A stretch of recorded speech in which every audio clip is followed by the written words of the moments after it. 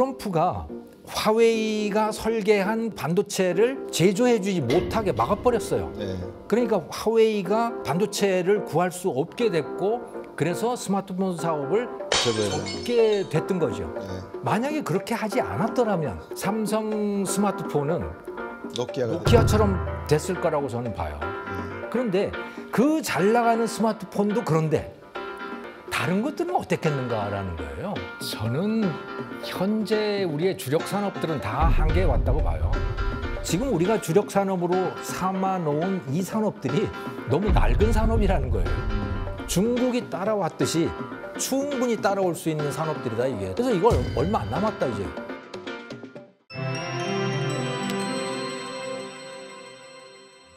지난 80년 동안의 이 빛과 그림자 속에서 한국 경제가 어떤 방향으로 가야 될지 21세기 후기 산업 사회에 한국 경제에 나가야 할 방향에 대해서 최근 관심을 가지고 책을 집필하고 계시는 교수님이 계십니다.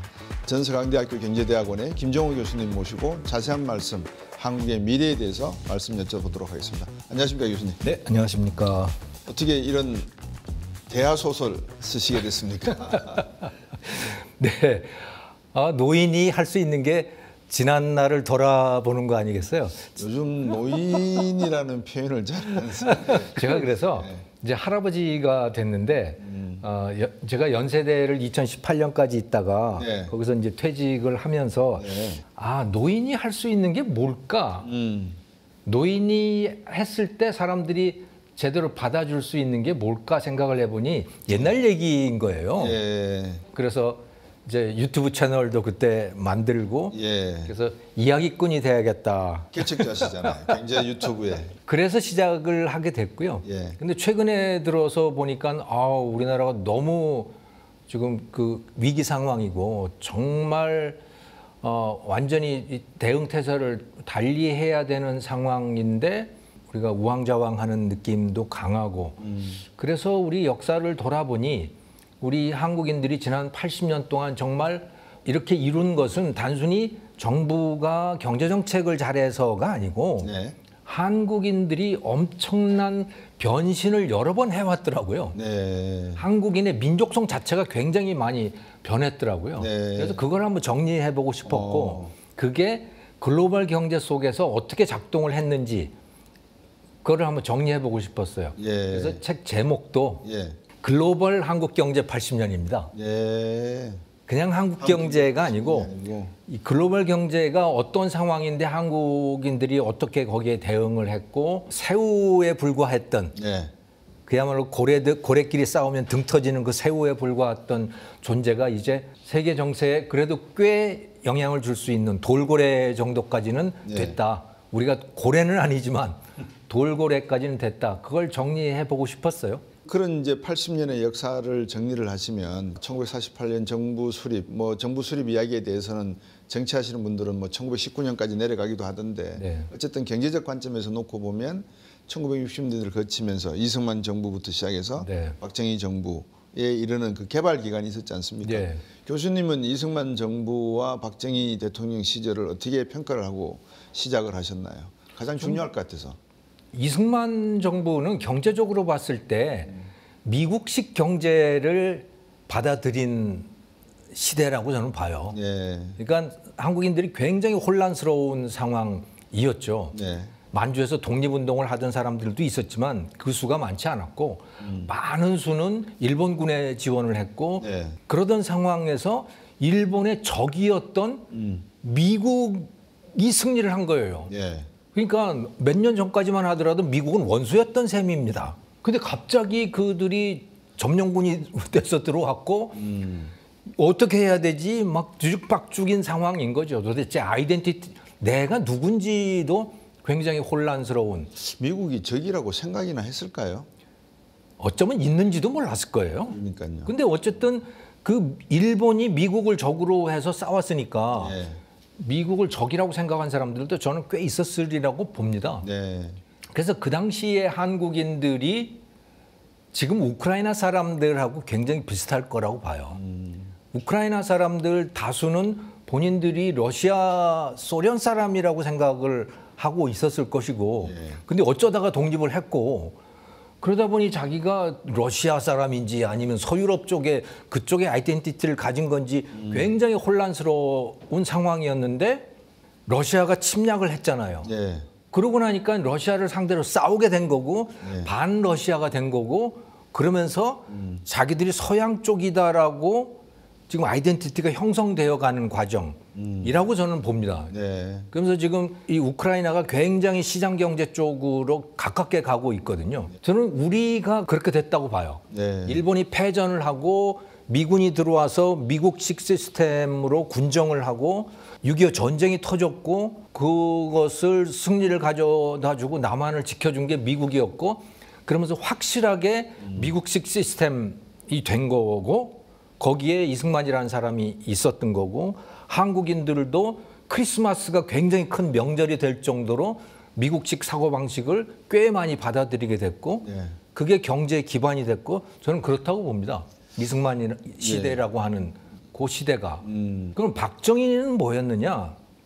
박정희는 수출을 한 장본인. 그러니까 한국인들을 세계를 상대로 비즈니스를 하도록 만든 그 장본인이 저는 박정희였다고 봐요. 예. 이승만 대통령만 해도 그렇지 않았거든요.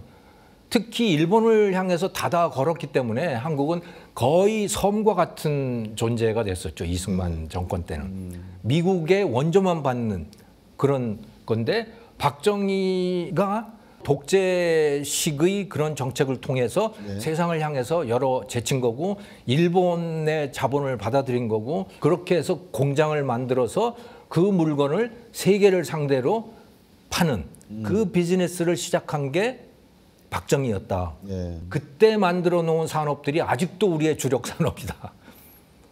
그런 의미를 가졌다고 봅니다. 예. 그러면 국가의 정책은 그렇게 잡았다고 하고요. 그러면 이제 기업의 성장사도 역시 중요할 것 같거든요. 네. 경제의 건강은 역시 기업도 빼놓지 못하는 중요한 주체 아니겠습니까? 네, 그렇죠. 그러면 이승만 정권 때는 기업의 역할이라고 하는 것은 뭐 극히 미진했고 네. 박정희 정부에 들어와서는 기업의 역할이 상당히 중요해지기 시작했겠네요. 이승만 때도 사실은 상당히 중요했죠. 이승만 대통령이 나라를 본격적으로 열어젖히지 않은 것은 분명하지만 기업을 중시했던 건 분명해요. 네. 그래서 그분의 이 글들을 보면 농자천하지 대본이 아니고 네. 상자천하지 대본이어야 된다라고 하는 이야기를 분명히 할 정도로 네. 상업활동을 중시했습니다. 그런데 박정희 대통령과 이승만 대통령의 차이는 박정희 대통령은 그 기업들로 하여금 세계로 나가라고 본격적으로 등을 떠미는 거죠. 싫어도 나가라고 본격적으로 떠밀었고 네. 뭐 울며 겨자 먹기로 수출을 한 기업들도 많고 네. 그래서 글로벌 시장에 본격 진출하기 시작했고 그게 성공을 거두었다. 이렇게 봅니다. 좋은 물건을 많이 만들어서 싸게 판다라고 하는 이것이 이승만 때부터 시작이 됐다. 박정희 때는 그게 전 세계를 상대로 해서 시작이 됐다. 수출을 위해서 모든 걸 다 집중을 한 겁니다. 그리고 월남전 파병을 하고 난 다음에 미국이 적극적으로 한국의 물건들을 받아들여 줬던 거고 네. 일본도 어느 정도는 한국의 사정을 봐줬던 거고요.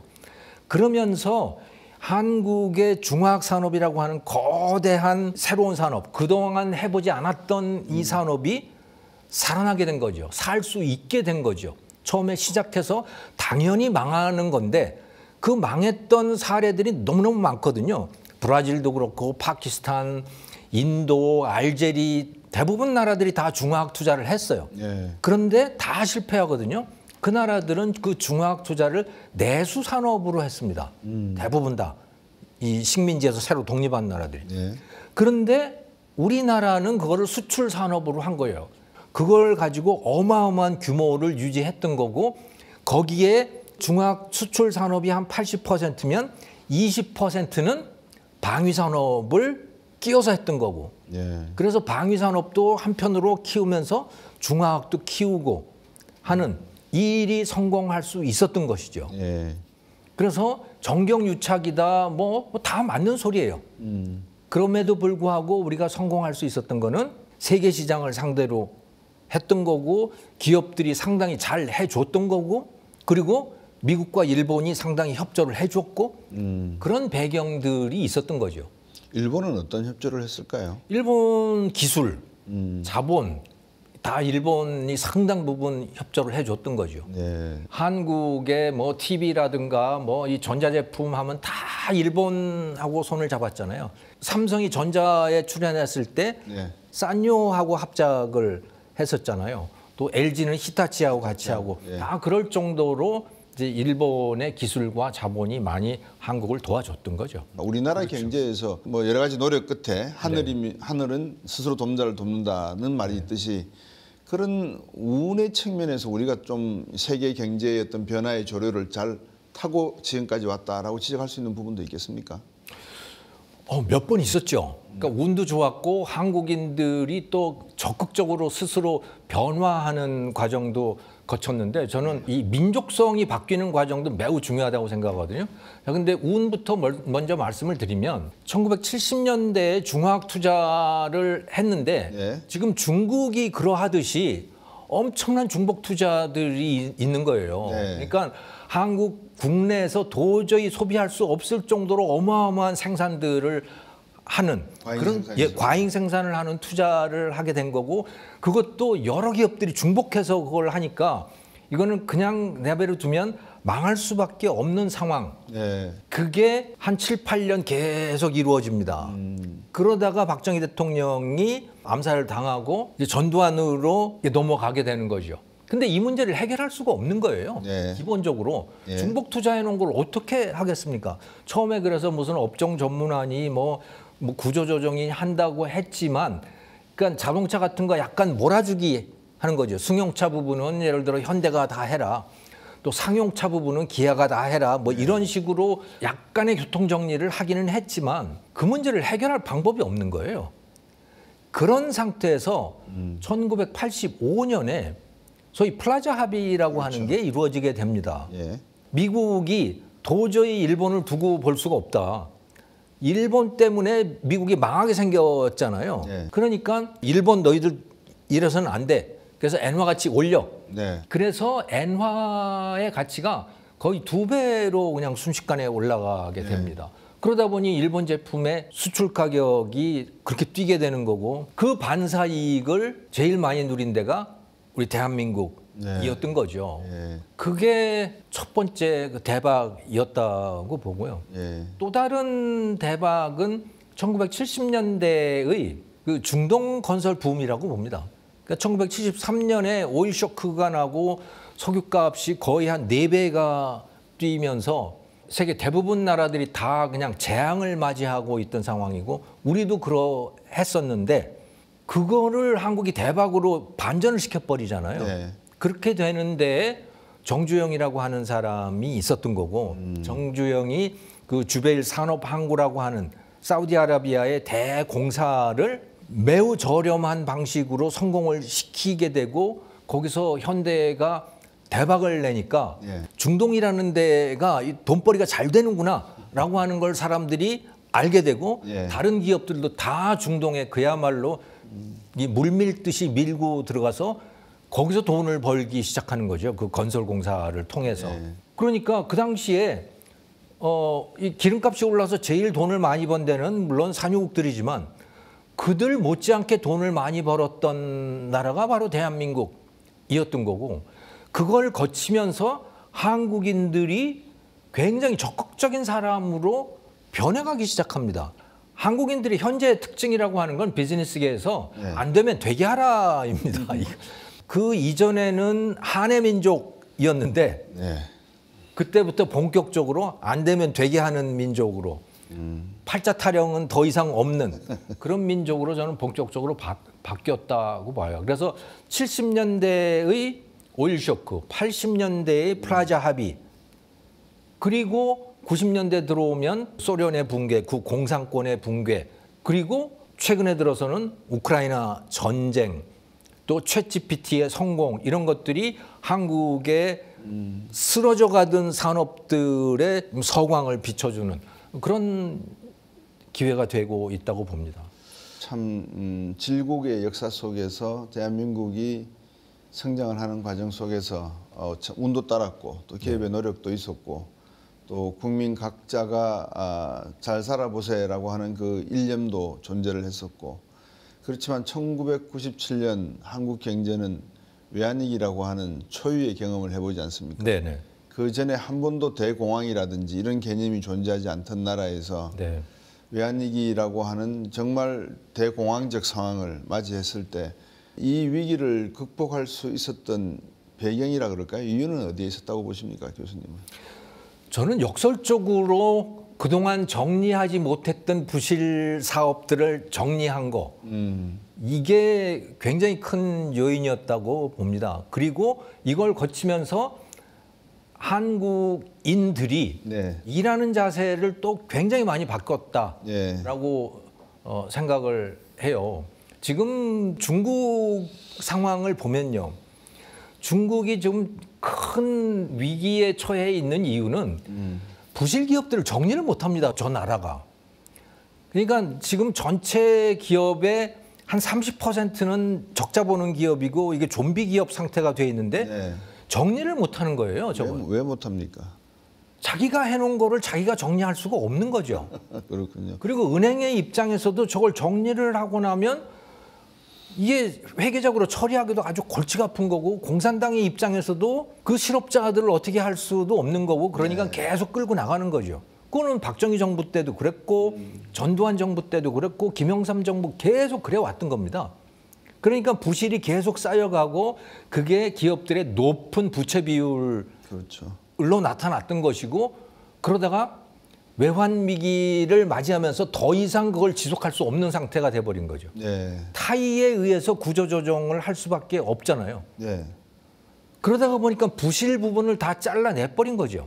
그때 본격적으로 부실 정리를 하게 됐고 네. 돈 잘 벌리는 사업에 집중을 할 수 있게 됐다. 그때. 네. 그게 저는 초일류 기업이 등장하게 되는 배경이 됐다고 봐요. 네. 저는 그런데 그것뿐만이 아니고 사람들이 변했다라고 하는 겁니다. 일하는 방식이 변했다. 저는 그거를 확실하게 느낄 수 있었던 것이 네. 제가 한국경제연구원에 꽤 있었거든요. 네. 이제 그때 보고서를 내면 기자들을 늘 불렀어요. 그래서 기자들에게 보고서 설명도 하고 사귀기도 하고 이제 그러는 거였죠. 그런데 그때마다 늘 술을 먹었습니다. 점심인데 네. 폭탄주를 드셨겠군요. 폭탄주도 먹고 예. 그런데 98년 외환 위기를 거치면서 예. 그 분위기가 싹 다 없어졌더라고요. 누구도 점심 때 그렇게 비즈니스 미팅을 하면서 술을 먹지 않게 됐습니다. 예. 돌이켜 생각해 보면 그 전날 술 먹으면 직장인들이 다 나와서 사우나 가고 뭐 이러는 게 아주 그렇죠. 일상사였는데 그런 거 없다. 그런 거 다 없어져 버리고 출근해서 은행 가는 것도 눈치가 보일 정도로 출근하면 일하는 것이 아주 자연스러워졌죠. 네. 그래서 분위기가 굉장히 달라졌다. 그러니까 한국인들이 그때 굉장히 저는 바뀌었다. 그러면서 생산성이 굉장히 높아지게 되고 한국의 초일류 기업들이 등장을 하게 됐던 거 아닌가. 네. 그게 삼성전자고 현대자동차고 LG전자고 이런 데들이라. 또 하나는 중국 요인이라고 봐요. 중국이 2001년에 WTO 가입을 하게 되면서 세계 공장으로 아주 빠른 속도로 변해가게 되지 않습니까? 그렇죠. 그 중국이 한국을 모방을 한 거고 한국 기업들의 중간재라든가 이런 거를 수입을 해서 네. 그거를 최종 제품으로 만들어서 세계에 수출을 하게 된 거죠. 네. 그러니까 중국의 수출은 한국의 수출인 거고 네. 중국의 발전은 한국의 발전이었던 거고 중국 경제와 한국 경제가 굉장히 밀접하게 동조화가 되어 갔죠. 네.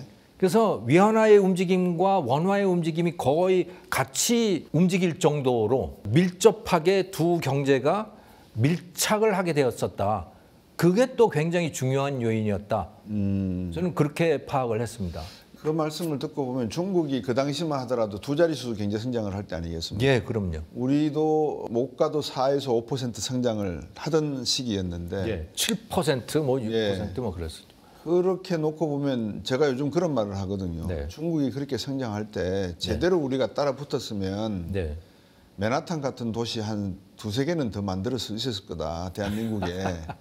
아니, 뭐 가능도 했겠죠. 예, 중국이 저렇게 잘 나갈 때 우리가 조금 더 뭔가를 더 노력했었다 그러면, 아니면 중국을 더 우리가 활용을 했었다면 네. 지금 우리나라 경제는 적어도 1인당 5만 불, 6만 불 갈 수 있는 수준이 됐었어야 되지 않습니까? 근데 왜 외환위기 이후에 잃어버린 30년이라고 저는 부릅니다. 네. 역대 정부가 해놓은 게 아무것도 없거든요. 선투자해놓은 것도 없고요. 그렇죠. 우리 잠재 성장률이 계속 떨어지죠. 떨어지지 않습니까? 정권의 성격과 무관하게 떨어집니다. 그러니까요. 예. 왜 그랬을까요? 교수님 그거 어떻게 역사적으로 한번 보셨습니까? 저는 예. 중국 덕을 입은 그 산업이 예. 우리나라 경제 전체에서 그렇게 큰 부분이 아니기 때문이라고 봐요. 다 제조업이지 않습니까? 그렇죠. 제조업에 종사하는 사람이 우리나라 전체 근로자의 20%가 안 됩니다. 10몇 % 이래요. 네. 그러니까 그 중국과 동조화가 돼서 같이 갔던 그 업종들은 사실은 5만, 6만이 된 거예요. 근데 안 된 게 나머지 80%의 국민이 그렇게 안 된 거예요. 그 나머지 80%는 그럼 누구냐? 뭐 다 우리들인 거죠. 예를 들어 공교육을 하는 학교 선생님들, 또 재래시장의 상인들, 뭐 택시 기사분들, 농민들, 뭐 그분들이 우리나라 대다수를 차지하고 있는 거거든요. 네. 그 사람들이 그러면 중국이 어떻게 된다고 그래서 뭐가 변했느냐? 아무것도 변한 게 없습니다. 네. 그러니까 변하려면 생산성이 높아져야 되는 거죠. 네. 과거에 하루 걸려서 하던 일 같았으면 한 두세 시간이면 다 해치운다. 이런 정도로 생산성이 높아지면 그러면 우리나라가 이미 지금 1인당 국민소득 10만 달러 돼 있을 거예요. 그러니까요. 예. 근데 제조업은 그렇게 해요. 하지만 제조업을 제외한 나머지 대다수의 사람들이 하고 있는 그 일은 아직도 40년 전, 50년 전 그 상태 그대로 있기 때문에 국민소득이 3만 달러 그 정도 수준인 거죠. 교수님이 그런 말씀을 주셨어요. 박정희 정부 때 글로벌이라고 하는 네. 그 개념을 처음 시작했던 원년으로 그렇게 말씀을 주셨는데, 실질적으로 우리나라 지도자 입에서 글로벌화, 세계화 이 말이 나온 거는 김영삼 정부 때입니다. 제가 그렇죠. 세계화라고 하는 게 나왔죠. 그렇죠. 네.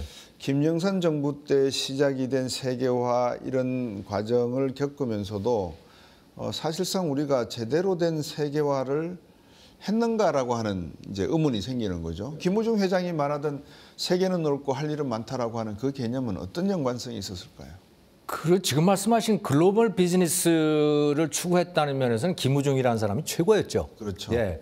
그리고 대우 사람들도 상당 부분 그 등을 떠밀려서라도 세계에 진출을 했습니다. 본격적으로. 예, 그렇죠. 근데 다른 데서는 별로 그렇게 안 했어요. 그러니까 비즈니스의 방식이요. 우리가 수출로 먹고 사는 나라잖아요. 네.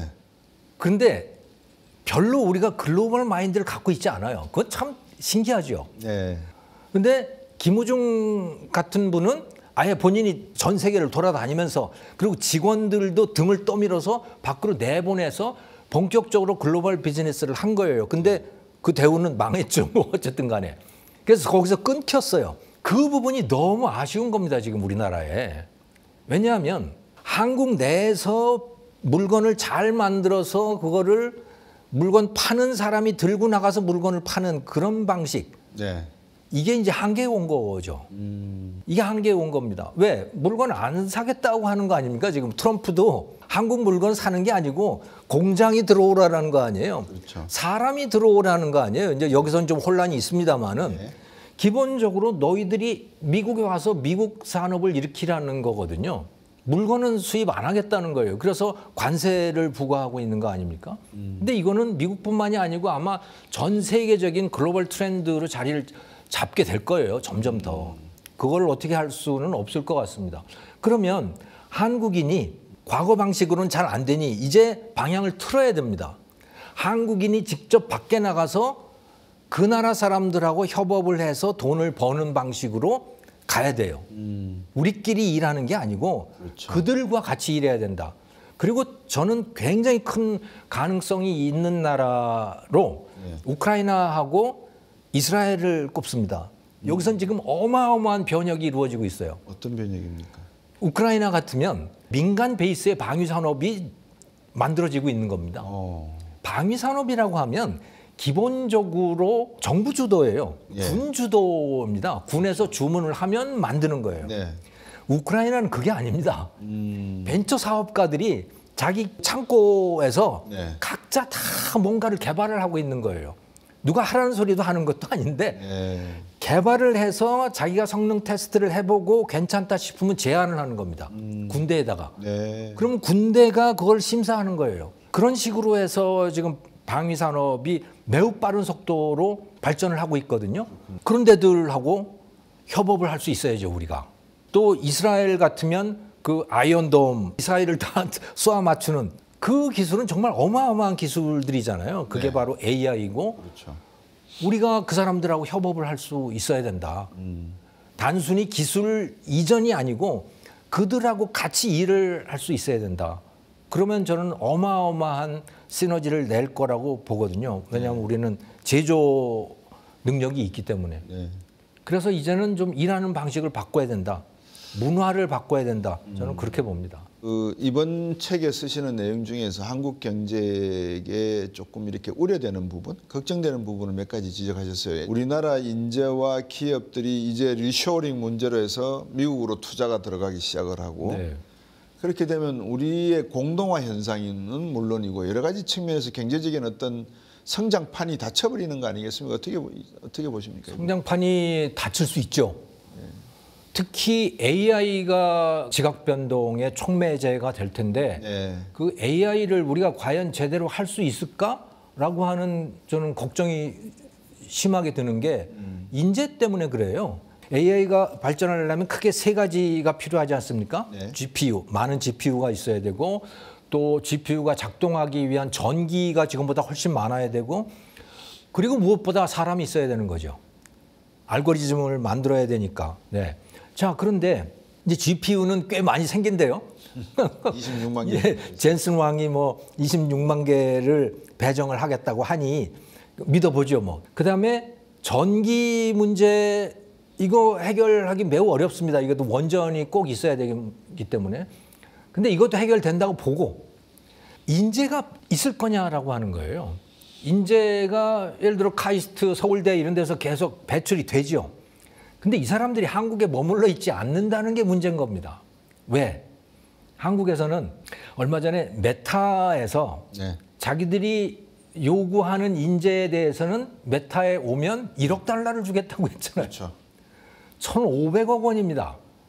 그것도 분할도 아니고. 삼성도 제안했습니다. 교수님 아십니까? 그렇습니까? 예, 30만 불입니다. 30만 불이네. 오, 엄청 되게 제안했네. 아무튼 1억 달러. 1억 달러를 제안했는데 우리가 그걸 할 수 있느냐는 거예요. 한국에서. 네. 그런데 그 정도의 인재라면요.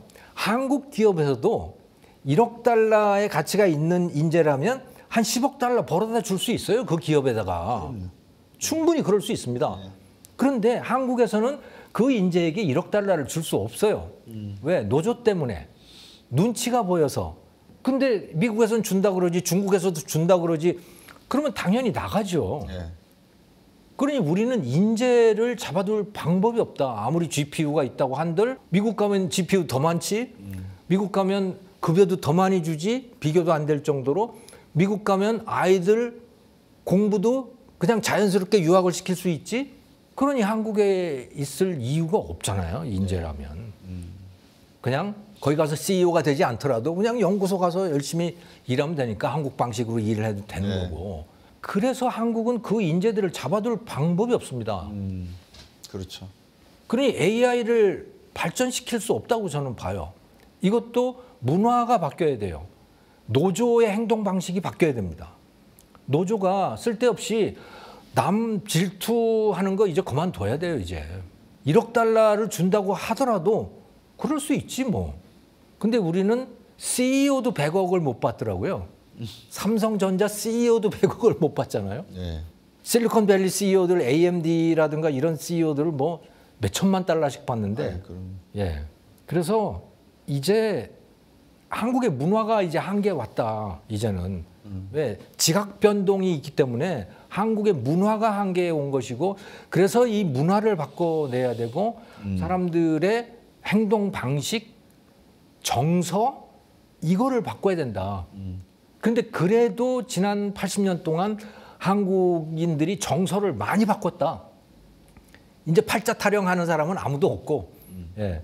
이제 체념하는 사람도 없고, 이제는 하면 된다고 생각하는 사람들이 굉장히 많아졌고 자연스럽고, 그렇게 됐으니 이제 한번 더 바꿔보자, 우리가 사는 방식을. 예.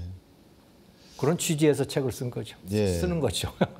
마지막 질문 하나 제가 드리고 싶습니다. 지난 80년 동안의 한국 경제 발전 과정 속에서 한국 경제사에 네. 질곡의 시간을 지나는 가운데 그래도 세계 1위의 시장 점유율을 가지고 있는 삼성 반도체가 태어났고요. 네. SK라고 하는 굴지의 통신사도 민간 기업으로서 성장을 해서 오늘에 이르렀고, 현대기아차는 세계에서 그래도 5대 자동차 회사로 성장하고 미국 내에서는 뭐 판매 대수로 치면은 뭐 3위 안에 들어가는 네. 그런 회사로 성장을 했습니다. 근데 중국의 성장을 보면서 과연 대한민국의 제조업이 중국의 BYD라든지 CATL이라든지 바이두라든지 이런 기업들이 본격적으로 시장 문이 열려버렸을 때 네. 경쟁할 수 있겠는가?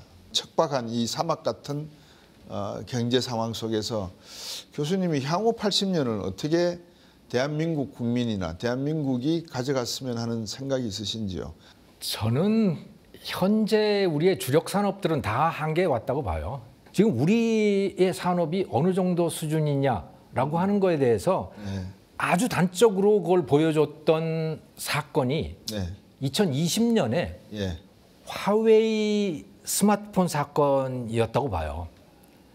그때 화웨이가 2017년 고 무렵부터 이 시장 점유율을 급격하게 늘리면서 2020년 초반에 1사분기인가 삼성의 시장 점유율을 넘었습니다, 그때. 그러다가 2021년부터 거의 스마트폰 사업을 포기하다시피 하게 돼요. 그때 무슨 사건이 있는지 곽 박사님도 잘 아시겠지만 트럼프가 TSMC로 하여금 화웨이가 설계한 그 반도체를 제조해주지 못하게 막아버렸어요. 그러니까 화웨이가 AP 그 반도체를 구할 수 없게 됐고, 그래서 스마트폰 사업을 접게 됐던 거죠. 만약에 그렇게 하지 않았더라면 저는 지금쯤이면 삼성 스마트폰은 노키아처럼 됐을 거라고 저는 봐요.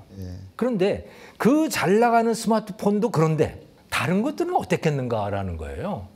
반도체, 저는 중국 반도체는 거의 엔비디아 수준으로 갔었을 거라고 봅니다. 근데 반도체도 그런데 철강, 석유화학, 뭐 조선 말할 거 없는 거죠, 이게 지금. 저는 그럴 수밖에 없는 이유가 지금 우리가 주력 산업으로 삼아 놓은 이 산업들이 너무 낡은 산업이라는 거예요. 기술이 너무나 보편화되어 있는 산업이다.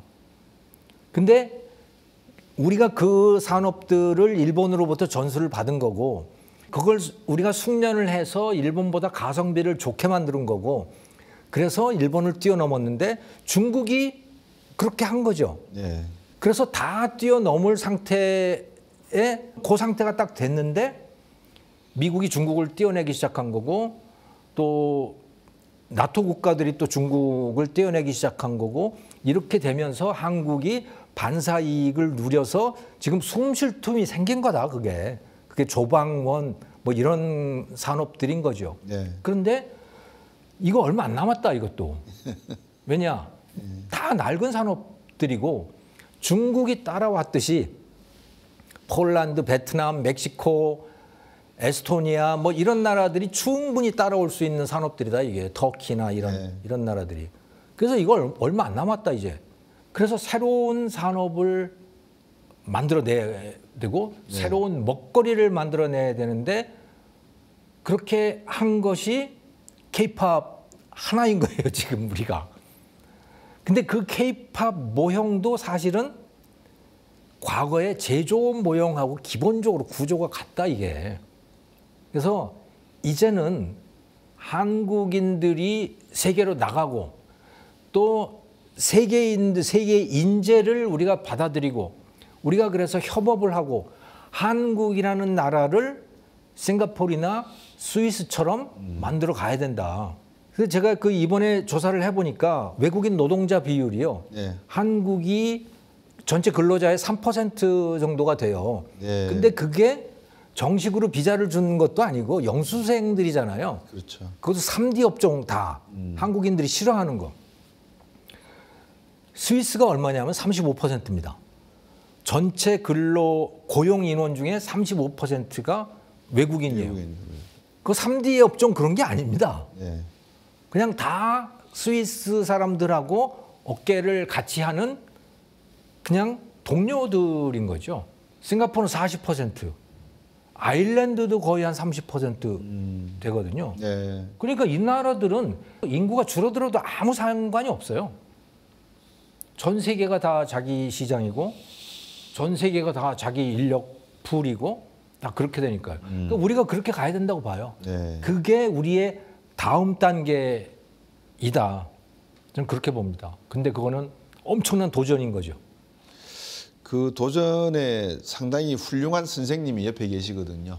네. 일본이라고 하는 나라가 그렇죠. 방금 교수님이 말씀해 주신 내용을 예. 그대로 가져가다가 이제는 거의 자포자기한 상태에 머물렀고 예. 아베노믹스로 2013년부터 돈을 뿌리면서 시작을 했지만 결국 국가 재정 적자가 GDP 대비 260%에 육박하는 부작용만 나왔고 네. 미국이 기축통화로 인정하지 않는 순간에 일본은 몰락할 수밖에 없는 상황까지 갔지 않습니까? 그렇죠. 일본은 요즘은 심지어 해외 유학을 하고 온 자국민도 잘 안 받아들인대요. 그 정도로 그 안에가 폐쇄적으로 예. 된 거죠. 그 많은 관광객들이 쏟아져 들어오는데도 싫어하는 겁니다. 그거를. 예. 돈 버는 건 좋은데 저 외국인들은 싫은 그런 심리를 버리지 못하고 있는 거. 그래서 못 변한다 그들은 새로운 네. 산업을 못 만들어낸다라고 보고요. 또 다른 하나는 지나친 모노축구리 정신입니다. 한 분야를 집요하게 파서 거기서 장인이 되고 하는 거, 그거 우리 굉장히 좋은 거로 받아들이잖아요. 네. 근데 그 나라는 그것 때문에 사실은 망했다고 봅니다. 삼성전자가 토시바나 이런 데를 뛰어넘을 수 있는 거는 시장에 매우 민감하게 반응했기 때문 아닙니까? 네. 소니 같은 데가 뭐 2년, 3년, 4년 동안 그 기술 개발을 치열하게 해서 아주 정교한 제품을 시장에 딱 내놓으면 삼성전자는 이미 그거보다는 덜 정교한 제품을 2년, 3년 전에 내서 잘 팔고 다음 단계로 가버렸단 말이죠. 네. 일본에 비해서 한국은 시장의 변화를 아주 적극적으로 받아들인 거죠. 그건 정말 잘한 거고, 그건 전자산업도 그랬고, 조선산업도 그랬고, 뭐 그게 저는 한국인들의 굉장한 강점이라고 봐요. 네. 그래서 그건 잘 활용해야 된다. 그렇게 보는데 우리가 극복해야 될 부분은 네. 회의체 문화라고 봅니다. 네. 회의체 기업 문화. 일본이 잘 나갈 때 그때는 일본에 경영의 신들이 많았습니다. 그렇죠. 그 사람들이 리더였고 그 사람들이 매우 신속하게 의사결정을 내렸고 과감한 의사결정을 내렸어요. 네. 그들이 물러나고 난 다음에 일본은 한국과 굉장히 다르게 갔습니다. 그들은 전문 경영 체제로 갔어요. 네. 우리는 그게 좋은 거라고 여겼죠. 우리는 2세, 3세로 갔습니다. 일본은 어떻게 됐느냐? 아무것도 바꾸지 못하는 회사가 된 거예요. 전문 경영 체제로 가면서 네. 회의체 기업이 된 겁니다. 100% 합의를 봐야 뭔가 새로운 걸 할 수 있는 기업이 된 거예요. 네. 대표적인 게 일본항공잘이었던 것이고 아무것도 바꾸지 못하는 항로 하나 폐쇄 못하는 예. 그런 기업이 된 거죠. 그래서 그런 거 일본 따라가면 절대로 안 된다. 예. 그거는 오히려 미국을 따라가야 된다. 네. 그래서 우리가 우리의 과거와 일본과 미국과 이런 것으로부터 좀 좋은 것만 골라서 배울 필요가 있겠다. 그런 생각을 했습니다. 네. 시청 여러분, 오늘 김정우 교수님 모시고 대한민국 80년의 한국 경제사 속에서 우리가 맞닥뜨려야 했던 여러 순간들에 대한 의미도 짚어보면서 앞으로 대한민국이 80년의 또 다른 역사를 어떻게 써야 될지에 대한 고민도 잠시 나눠봤습니다. 아무쪼록 대한민국이 새로운 성장의 발판을 만들고 또 새로운 역사를 쓰기를 바라면서 오늘 김정우 교수님 책 내용 잘 듣고 또 많이 배웠습니다. 감사합니다. 네, 감사합니다.